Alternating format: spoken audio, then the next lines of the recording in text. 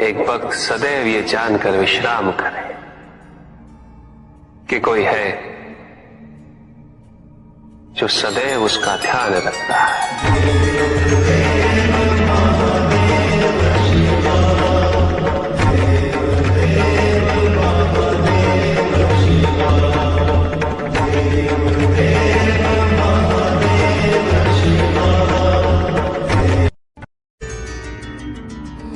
भक्त की भक्ति और उसकी श्रद्धा से प्रसन्न होगा। उसके आराध्य उसे दर्शन अवश्य देते, किंतु कब, किस रूप में और किस परिस्थिति में,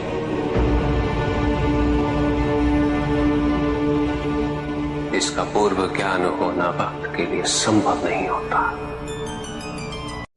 जब जब भक्त भगवान का ध्यान करता है, तब तब भगवान भक्त का ध्यान रखते हैं।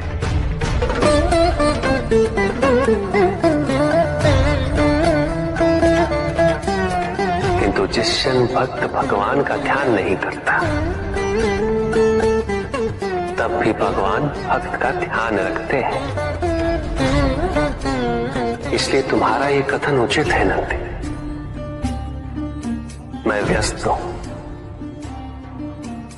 और मैं चिरंतन काल से लेकर चिरकाल तक व्यस्त रहूंगा। प्रत्येक क्षण प्रत्येक भक्त का ध्यान रखते हैं।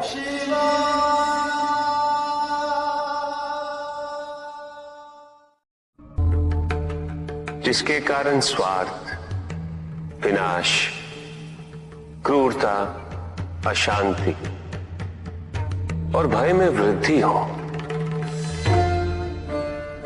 वह अज्ञान है।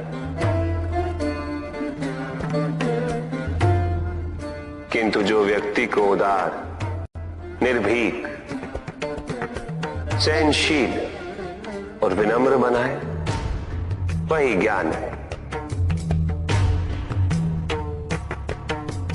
अज्ञान की शक्तियां दुरुपयोग करने हेतु प्रेरित करती हैं, किंतु जो अपनी शक्तियों और अपने सामर्थ्य के प्रति अपने उत्तरदायित्व को समझाए, जो न केवल अपने अपितु अपने से पहले संसार के उद्धार हेतु प्रोत्साहित करे, वो ज्ञान है।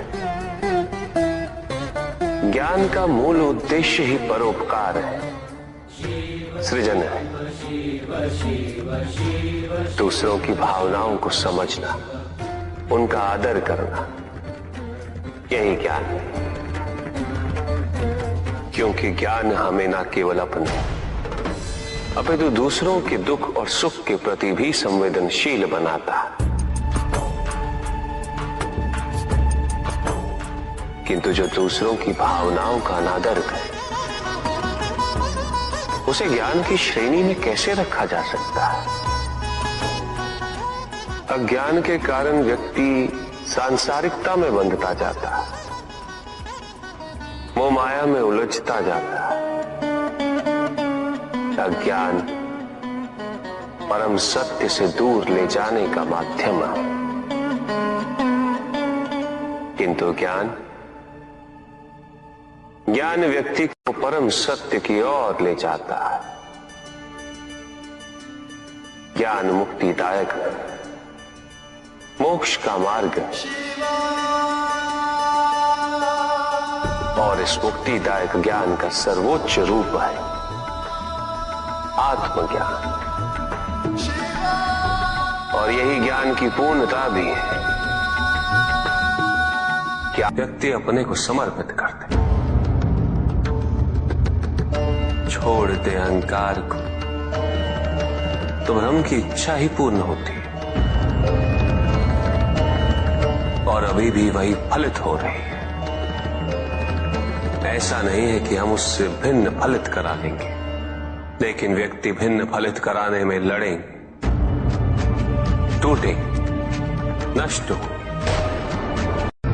कुछ भी सुनने और समझने के लिए मन का मौन रहना आवश्यक है। किंतु मन मौन रहना नहीं जानता। वो तो निरंतर कुछ ना कुछ कहता रहता है। प्रतिपल शब्दों का आक्रमण चलता रहता है मन पर, और यही आक्रमण है जिसके कारण व्यक्ति कभी भी शब्दों के परे नहीं जा पाता। जहां जीवन की सत्यता का बोध उसकी प्रतीक्षा कर रहा होता। कभी भी किसी व्यक्ति का विवेक, उसके संस्कार, निर्भीकता तथा उसके आचरण की परिपक्वता को परखना हो तो उसे शक्तियों से सुसज्जित कर दो, पदाधिकार सौंप दो, परिणाम स्पष्ट हो जाएगा। प्रभु, यदि आप स्वयं यहाँ कैलाश में उपस्थित हैं, तो प्रतिदिन का संध्या काल पूजन आपके समक्ष क्यों नहीं होता है? पूजित का साक्षात सामने होना मन को भटकने नहीं देता,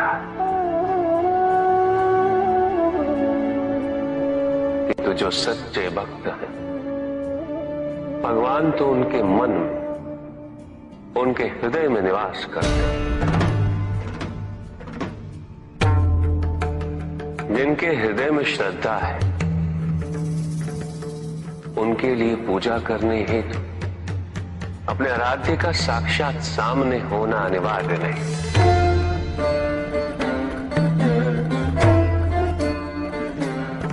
वो तो अपने मन के नेत्रों से प्रतिपल उनके दर्शन पा रहे हैं।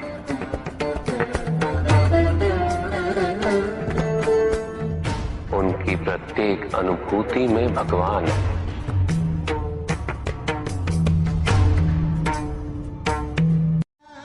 सुख आंतरिक होता है, संतोष आंतरिक होता है। उन्हें बाहरी तत्वों से रेखांकित और परिभाषित नहीं किया जा सकता, आकार से नहीं पाया जा सकता। आकार के आधार पर केवल अहंकार ही उत्पन्न होता है, क्योंकि आकार से तुलना करने का संदर्भ प्राप्त हो जाता है। यदि तुम्हारा आकार छोटा है तो तुमसे भी छोटा कोई ना कोई अवश्य होगा, और यदि उसी प्रकार तुम विशाल हो तो तुमसे भी विशाल इस संसार में कोई ना कोई अवश्य होगा। इसीलिए शरीर या आकार की तुलना करना कभी भी शाश्वत सुख का आधार नहीं बन सकता।